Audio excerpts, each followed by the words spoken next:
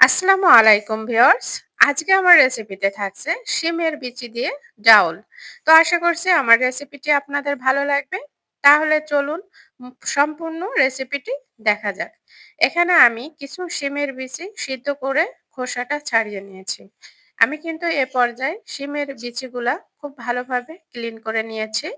এখন আমি এই শিমের বিচিগুলা একটি ব্লেন্ডার জারে নিয়ে নিব এবং এখানে বিচিগুলা দেওয়ার পরে এখানে আমি কিছুটা পানি এড করে দিব যাতে খুব ভালোভাবে ম্যাশ হয়ে যায় এবং এখানে এড করে দিব ৪ থেকে ৫ টা কাঁচামরিচ।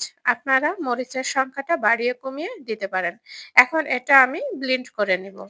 তো অলরেডি কিন্তু আমার ব্লেন্ড করা হয়ে গেছে, দেখতেই পারছেন। তো এখন এটা আমি যে প্যানে রান্না করে নেব সে প্যানটিতে ঢেলে নিব। তো দেখতেই পারছেন যে গোলাটা কতটা গাঢ় হয়েছে। তো ডাউল তো এরকম গাঢ় হয় না, এ পর্যায়ে এখানে আমি পরিমাণ মতো পানি এড করে দিব। পানিটা এড করে দেওয়ার পরে আমি আপনাদের দেখিয়ে দিচ্ছি যে কতটা ঘনত্ব হয়েছে।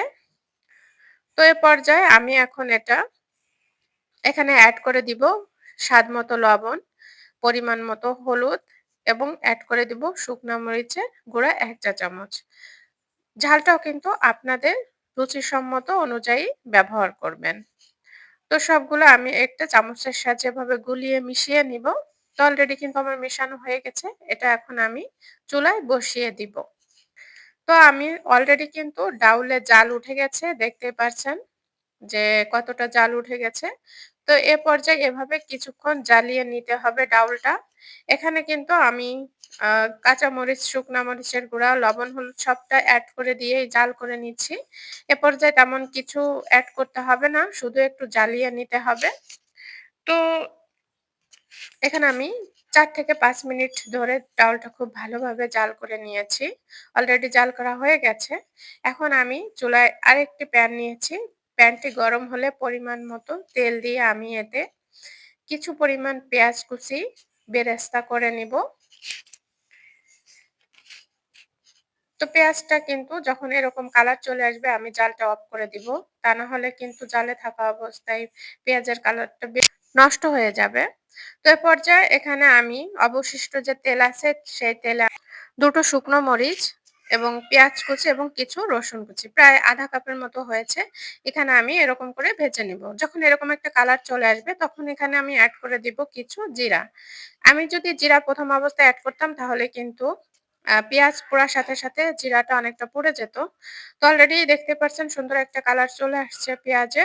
এখন আমি এ পর্যায়ে এখানে আমার রান্না করে রাখা কিছু ডাউলের অংশ দিয়ে ম্যাশ করা এরকম একটা কাঠি দিয়ে পেঁয়াজটা খুব ভালো করে ডাউলের সাথে ম্যাশ করে নেব। তো দেখতে পাচ্ছেন সুন্দরভাবে কিন্তু ডাউলের সাথে মিশে গেছে। এভাবে ম্যাশ করে নিলে কিন্তু ডাউলের ফ্লেভারটা এবং ডাউলের স্বাদটা অনেক ভালো আসে।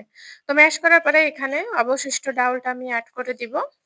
কতটা কালারফুল হয়েছে এবং এটা খেতে কিন্তু অসম্ভব মজাদার একটি ডাউল। আশা করছি বাসায় এভাবে ট্রাই করবেন। না হলে কিন্তু বুঝতে পারবেন না।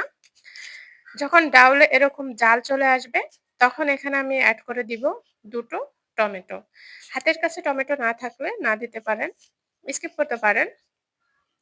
তো টমেটো এখন এ পর্যায়ে টমেটোটা সিদ্ধ না হওয়া পর্যন্ত কিন্তু ডাউলটা জ্বালিয়ে নিব। যতক্ষণ টমেটো সিদ্ধ না হয় ততক্ষণ ডাউলটা মিডিয়াম আঁচে রেখে জাল দিয়ে নিব। যখন টমেটোটা সিদ্ধ হয়ে আসবে তখন এখানে আমি কিছু ধনেপাতা কুচি এড করে দিব। এতে করে কিন্তু ডাউলের ফ্লেভারটা খুব সুন্দর আসবে।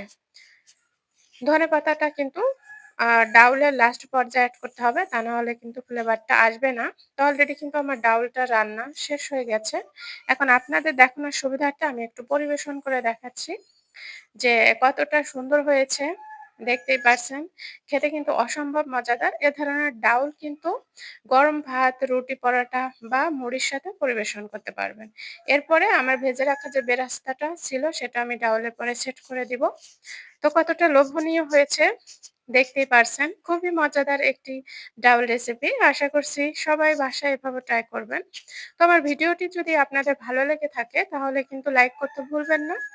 আর যারা এখনো সাবস্ক্রাইব করেননি আমার চ্যানেলটি, আমার চ্যানেলটি সাবস্ক্রাইব করে আমার সাথেই থাকুন। তাহলে এরকম নিত্য নতুন রেসিপি সহজেই পেয়ে যাবেন। তা আশা করছি আপনাদের সকলেরই এই রেসিপিটি অনেক ভালো লাগবে। ইউনিক একটি রেসিপি, খুবই মজাদার একটি ডাউল রেসিপি। এটি কিন্তু গরম ভাত বা রুটি বা মুড়ি দিয়ে কিন্তু খুব সহজে পরিবেশন করে মজাদার একটি রেসিপি উপভোগ করতে পারবেন। তো আশা করছি আমার ভিডিওটি আপনাদের অনেক বেশি ভালো লাগছে। আজ এ পর্যন্ত। আল্লাহ হাফেজ।